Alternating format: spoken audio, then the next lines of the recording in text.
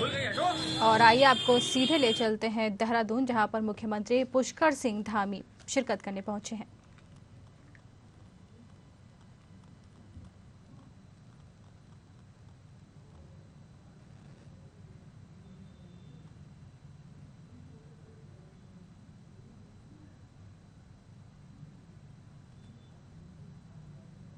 कर आप सबका सम्मान करके स्वयं भी हम सब लोग सम्मानित हो रहे हैं, क्योंकि पहला काम हमने शुरू किया है। ऐसे हमारे सभी आज के सम्मान जिनका हुआ है और सभागार में उपस्थित अब विभिन्न विभिन्न क्षेत्रों से आए हुए। अब मैं किस किस का नाम लूँ? सुधा जी एक तरफ से अगर मैं नाम लूँगा, पंत दीदी हैं, भारती जी बैठी हैं, उधर हमारे बहल साहब बैठे हैं, ब्रिगेडियर साहब हैं, चंद्रशेखर बुढ़ाकोटी जी हमारे हैं। इनकी लेखनी जो है आज यहाँ पर जो हम कुछ सैकड़ों लोग हैं यहाँ पर, तो कल ये लाखों लाखों लोगों तक इस सम्मान को पहुँचाने वाली है। हम सब के द्वारा जो इनिशिएटिव लिया गया है उसको जन जन का इनिशिएटिव बनाने वाली है। माधुरी दीदी बैठी है, उधर चंदोला जी बैठे हैं। अब मैं नाम लूँ तो बहुत लंबा हो जाएगा। मैं सभी को एक साथ प्रणाम करता हूँ, सभी की उपस्थिति को बहुत आप सबका। और आज जो उत्तराखंड भाषा संस्थान के साहित्य गौरव सम्मान समारोह और लोक भाषा सम्मेलन में आए हुए सभी अतिथिगणों का, प्रदेश के देश के विभिन्न हिस्सों से आए हुए साहित्यकारों, भाषा प्रेमियों का, मैं सबका देवभूमि उत्तराखंड और आज इस साहित्य पुरस्कार सम्मान में आप सबका मैं अपनी तरफ से स्वागत करता हूं, अभिनंदन करता हूं। ये बड़े हर्ष की बात है कि आज आप सबको सम्मानित करने का अवसर प्राप्त हुआ। मुझे पूरा विश्वास है कि आप इसी प्रकार अपनी साहित्यिक कृतियों से हमारी जो लोक भाषा है, जो हमारी मातृभाषा है, उस सभी का सम्मान बढ़ाते रहेंगे। और जैसा आप सब लोगों को पता है कि आज ये जो पुरस्कार, ये सम्मान समारोह प्रारंभ हुआ है, ये काफ़ी लंबे अंतराल के बाद भाषा संस्थान द्वारा ये किया जा रहा है, आयोजित किया जा रहा है। पिछले वर्षों में अनेकों कारणों से इसमें कुछ व्यवधान रहा, लेकिन मुझे पूरा विश्वास है कि जो ये आज हमने शुरू किया, जैसा अभी सुबोध भाई ने बताया कि 2022 का सम्मान है और आगामी वर्षों में भाषा संस्थान अपनी साहित्यिक एवं भाषाई गतिविधियों को व्यापक रूप से एक और ऊंचाई प्रदान करने का काम, एक नया काम हम सब लोगों का यहाँ पर जो प्रारंभ हुआ है वो क्रमवार रूप से आगे बढ़ेगा, ये रुकेगा नहीं। और मैं प्रोफेसर गिरीश्वर मिश्र जी का बहुत आभारी हूँ कि उन्होंने अभी यहाँ से एक हमारे लिए समान नागरिक संहिता, जो आज पूरे देश के अंदर एक बड़ी बहस का मुद्दा भी बन गया है, आप सब लोग देख रहे होंगे, टेलीविजन पर भी आ रहा है, सभी समाचार पत्रों में भी है। आपने उसके बारे में यहाँ से चंद शब्द बोलकर निश्चित रूप से हम लोगों की हौसला अफजाई की है। मैं आपका धन्यवाद करना चाहता हूँ। और मैं सच बताऊँ तो देवभूमि उत्तराखंड जो संपूर्ण जगत को, संपूर्ण भारतवर्ष को, दुनिया को, जहाँ एक शुद्ध वायु देने का काम करती है, शुद्ध जल देने का काम करती है, शुद्ध पर्यावरण देने का काम करती है, वहीं देवभूमि दुनिया को, जैसा यहाँ से पहले बोलने वाले अभी अनिल रतूड़ी जी कह रहे थे कि यहाँ पर देवभूमि है, देवताओं ने यहाँ पर तपस्या की, ऋषियों ने, मुनियों ने अनेकों मंत्रों का उच्चारण किया होगा। और जो मंत्र हैं, शब्द हैं, आप सब लोग तो एक से कोई कवि है, कोई साहित्यकार है। मैं जितना मैंने अनुभव किया है, या मैं अपने आप को एक विद्यार्थी मानता हूँ, मैं हमेशा एक शिक्षार्थी मानता हूँ। हमेशा कभी मैंने ये नहीं सोचा कि मैंने कोई चीज़ को, चूँकि जो सीखने की, एक शिक्षा प्राप्त करने की जो ललक है वो हमेशा बनी रहनी चाहिए हर मनुष्य के अंदर। तो उसके कारण से मैं कह सकता हूँ कि जो ऋषियों ने, मुनियों ने, हमारे साहित्यकारों ने, बड़े बड़े विद्वानों ने जो अनेकों मंत्र यहाँ पड़े होंगे, यज्ञ किए होंगे, तो वो शब्द कभी भी समाप्त नहीं होते हैं। क्यों दीदी, यही है, समाप्त होते हैं कभी शब्द?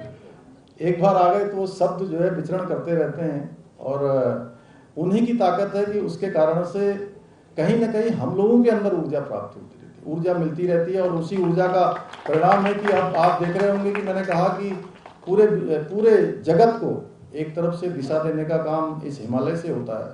ये मध्य हिमालय, जिसके बारे में जिसकी व्याख्या रतूड़ी साहब ने बहुत विस्तार से करी, आज हमारा भी ज्ञानवर्धन किया। तो ये शब्द समाप्त नहीं होते, इसलिए उत्तराखंड से पिछले दिनों में देखिए काफी सारी चीजें जो भी यहां से शुरुआत हो रही है वो पूरे भारत के लिए मॉडल बन जा रहा है। समान नागरिक संहिता की बात हम लोगों ने करी, तो मुझसे लोग पूछते हैं कई बार कि आपने समान नागरिक संहिता क्या जरूरत पड़ गई उत्तराखंड में लाने की? तो मैंने कहा देखिए भाई, ये पिछले 1 साल पहले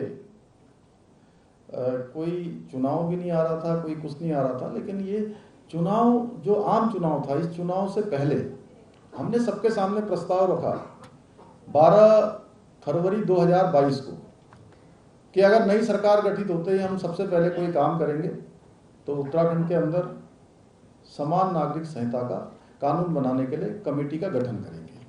और उसके पीछे हमने तर्क दिया, क्योंकि आप सब लोग विद्वान हैं, और मैं विषय तो कुछ और लाया था, सोच रहा था ये सब बोलूंगा आपके सामने, ये बहुत सारी चीजें, लेकिन यहाँ पर आके प्रोफेसर मिश्र साहब ने जो बोल दिया उसके बाद मेरी जो धारा जो है उधर ही को चली गई।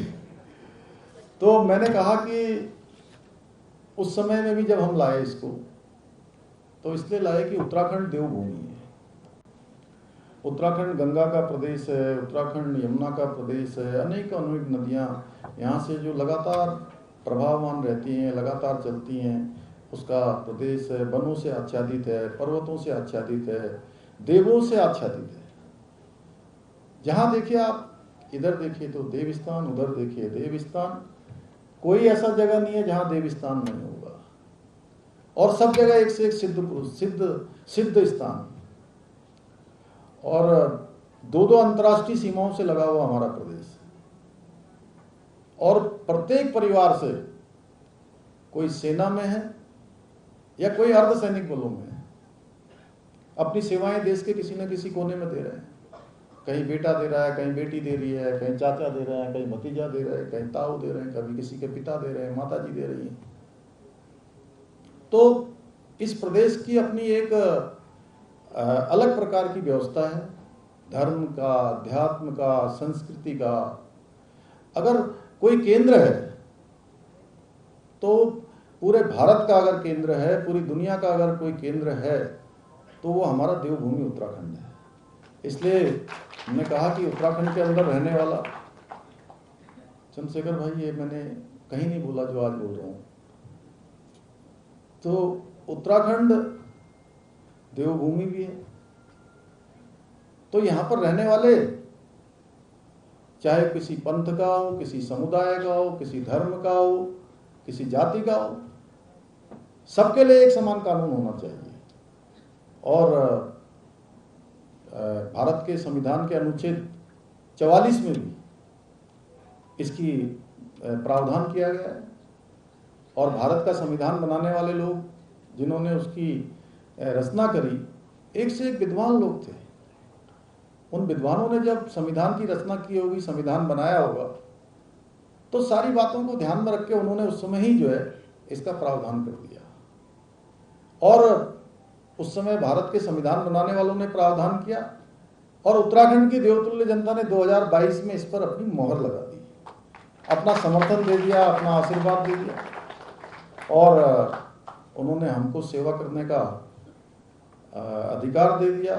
पहली बार उत्तराखंड के इतिहास में एक नया इतिहास, दल को लगातार उन्होंने दूसरी बार सेवा करने का अवसर प्रदान किया, एक मिथक भी तोड़ा। और हमने जो प्रस्ताव देवभूमि की जनता के सामने रखा था, उसको हमने तत्काल, अगर पहला डिसीजन, हमारे सुबोध भाई यहाँ बैठे हैं, हमने सबसे पहला मंत्रिमंडल में सबसे पहला कोई फैसला लिया तो यही लिया कि हम समान नागरिक संहिता का ड्राफ्ट करने वाली कमेटी का गठन करेंगे। और हमने कमेटी गठित कर दी। 1 साल का कालखंड उसका पूरा हो गया। 1 साल तक कमेटी ने 2 लाख से भी ज़्यादा लोगों से उनके विचार लिए हैं, उनके सुझाव लिए हैं। 2,20,000 से ज़्यादा लोग, और उसमें बड़े बड़े विद्वानों से, विभिन्न प्रकार के सामाजिक संगठनों से, धार्मिक संगठनों से, अलग अलग ग्रुप्स में जाकर किए, बड़े विद्वान लोगों से, स्टेक होल्डर्स, जो भी उससे प्रभावित होने वाले लोग हैं, उन सभी से बात करी है। और उन सभी से बात करने के बाद कमेटी ने अपना लगभग संकलन कर लिया है। और जल्दी ही, क्योंकि आज मैं देख रहा था अभी थोड़ी देर पहले कि रंजना प्रकाश देसाई जी और उनके साथियों ने आज कहा है कि हम लगभग ड्राफ्ट बनाकर हमने सारी तैयारी कर ली है। और जैसे ही वो ड्राफ्ट हमको मिलेगा, आप सबके आशीर्वाद से, देवभूमि की जनता के आशीर्वाद से, यहाँ के देवों के आशीर्वाद से, उत्तराखंड में ये काम हम सबसे पहले करेंगे। और हम करेंगे ही नहीं, मेरी अपेक्षा ये भी है कि देवभूमि ने जो काम शुरू किया है, देश की जनता बहुत लंबे समय से इस बात की मांग करती रही है कि देश के अंदर एक विधान, एक संविधान, एक निशान और एक प्रधान होना चाहिए। उसके लिए धारा 370 पहले ही समाप्त हो गई। देश के अंदर एक व्यवस्था पूरे देश के अंदर लागू हो गई। तो एक समान नागरिक संहिता का जो कानून है वह भी लागू होना चाहिए। तो उत्तराखंड इसकी अगुवाई करेगा और देवभूमि उत्तराखंड से इसकी शुरुआत हुई है। तो हमारी अपेक्षा है कि देश के सभी राज्य इस दिशा में आगे बढ़ें। और मुझे पूरा विश्वास है कि देश के अन्य राज्य भी, कुछ राज्यों ने इसकी पहल की है, गुजरात ने की है, मध्य प्रदेश ने की है, और भी राज्य इस दिशा में चलेंगे। तो आप सब लोग विद्वानों के बीच में आज मुझे ये बताना इसलिए कि ये जो साहित्य गौरव सम्मान ये शुरू किया है, यह भी जो है एक हमारे